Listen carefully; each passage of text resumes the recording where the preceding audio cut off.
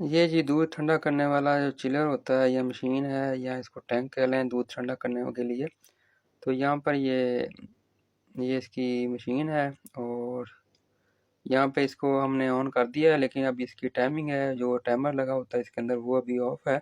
तो एम्पेयर हमें 00 शो हो रहे हैं। वोल्ट मीटर इसका ख़राब हुआ है तो इसलिए 922 वोल्ट शो करा रहा है।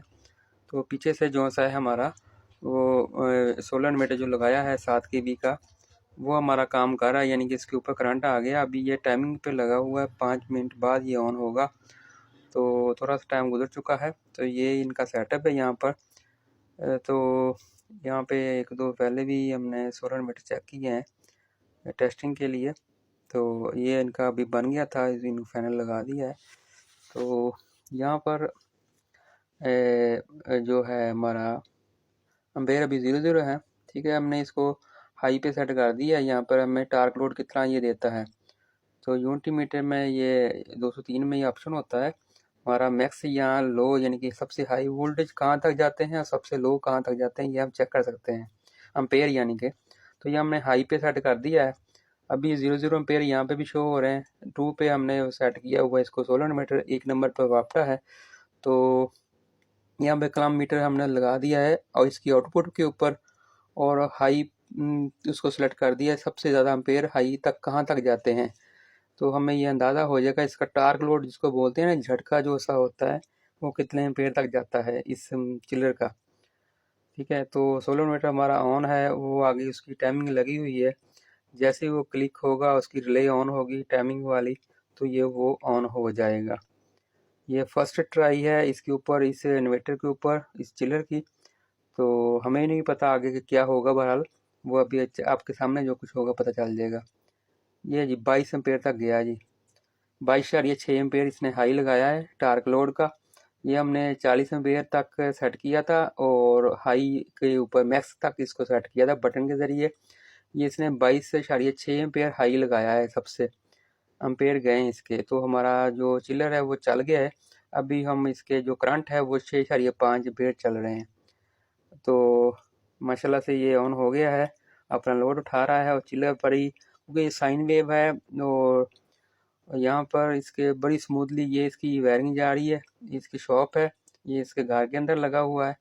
तो ये शॉप इसकी अटैच है घर के साथ। तो ये चिलर जो सा इसका चल रहा है वो यहाँ से लाइन निकल रही है और यहाँ से आते हुए इस चिलर के अंदर आ रही है। तो यहाँ पे इसका अपना ओरिजिनल जो भी है एम्पेयर मीटर वो भी लगा हुआ, वो भी शो करा रहा है अपने एम्पेयर। ठीक है, तो हमने वहाँ से मेन पे चेक कर लिए थे एम्पेयर। तो ये तो माशाल्लाह चल गया है। अभी क्योंकि थोड़ा सर्दियों का मौसम है तो एम्पेयर कम ले रहा है। जैसे थोड़ी सी गर्मी आएगी दूध गर्म आएगा पीछे से ही।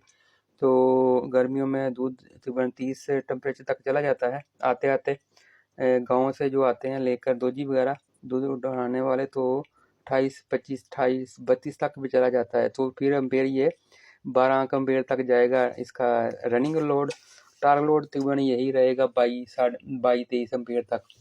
तो बड़ी आसानी से ये पैनलों पर इसका जो सा लोड चल जाएगा, क्योंकि ये पैनल जो से हैं 555 वाट हैं, एन टैप नहीं है, पी टैप ही है।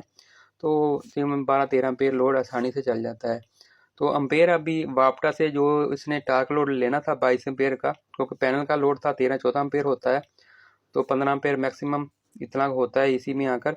तो जो उतले 7 8 एम्पेयर थे तो वो उसने वापटा से झटका एक लिया था। अभी वो न्यूट्रल हो गया, क्योंकि इसके पैनलों के 8 पैनलों के जो एम्पेयर हैं 15 हैं। ठीक है, अभी तो वो 6 7 पे चल रहा है, यानी कि वापटा अभी 0 ले रहा है, कोई वापटा नहीं ले रहा, अभी शोल्डर से चल रहा है। और इसकी जो सी है वापटा आप बंद भी कर सकते हैं। यहाँ पे अभी आप देखेंगे यहाँ पर पानी यानी कि बर्फ़ आसा आसा आनी शुरू हो गई है। अभी इस वेट को ठंडक आई है, थोड़ी देर बाद यहाँ पर हमें यहाँ पर बर्फ़ भी देखने को मिलेगी। जैसे जैसे दूध ठंडा होगा हम वापसी जाकर भी देखते हैं वहाँ पर एम्पेयर मीटर लगा के देखते हैं। यहाँ पर तो लगा हुआ है वैसे आउटपुट पे 7 एम्पेयर हैं। और अभी हम वापटा भी चेक करेंगे यहाँ पर। ये मैं डबिंग बाद में कर रहा हूँ, वॉइस तो थोड़ी बहुत ही आगे पीछे होगी, उम्मीद है आप समझ जाएंगे इसको। ये अभी मैं वापटा पे सेट करता हूँ इसके AC एम्पेयर और DC भी चेक करेंगे इसको। ठीक है, तो ये देखता हूँ मैं कौन सा एम्पेयर चेक करने लगा हूँ अभी। ये वापटा के चेक किए हैं। ठीक है, ये वापटा शेयरिंग दी हुई है पीछे से, तो ये 00 है। ठीक है, 1.2 को ये मतलब नहीं ले रहा, 0 ही है। इसको अभी हम अगर वापटा बंद भी कर देंगे तो अपने पैरों पे ये खड़ा है, सोलर के ज़ोर पे ये चल रहा है और DC 3.6 एम्पेयर ले रहा है। तो DC हमारे पास 13 एम्पेयर होते हैं, तो ये यानी कि 4 गुना कम ले रहा है लोड। तो अभी काफ़ी पावर है, इसके साथ और भी चीज़ें चल सकती हैं। तो 7.2 एम्पेयर AC आउटपुट पे चल रहे हैं और ये हमारी AC आउटपुट है। 7.3 बता रहा है दूसरा मीटर जो चाइना का होता है LED वाला। और यहाँ पर वापटा पे 0 एम्पेयर है अभी, यानी कि ये टोटल चिल्लर जो सा है वो सोलर से चल रहा है। 8 पैनल है। P टैप, ये हमने ब्रेकर वो भी ऑफ कर दिया है वापटा का, ठीक है, कट ऑफ कर दिया इसको। अभी ये टोटल लोड जो सा है वो यानी कि चल रहा है, उसके ऊपर चिल्लर जो सा चल रहा है हमारा सोलर पे पैनल पे चल रहा है, ठीक है। तो सर झटके के लिए वापटा चाहिए थी, वो हमने दे दी है। अब इसको बिजली चली भी जाए अगर, चलते हुए कोई इशू नहीं है। 7 एम्पेयर चल रहे हैं इसके और वापटा जो सी है वो हमारी 0 है, ठीक है।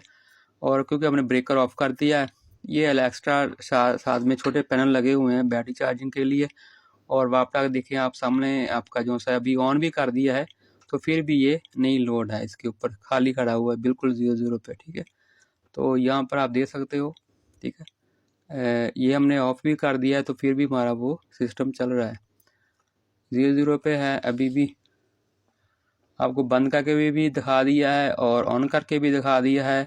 तो सिस्टम हमारा चल रहा है 7 kV का pure sine wave heavy load के लिए।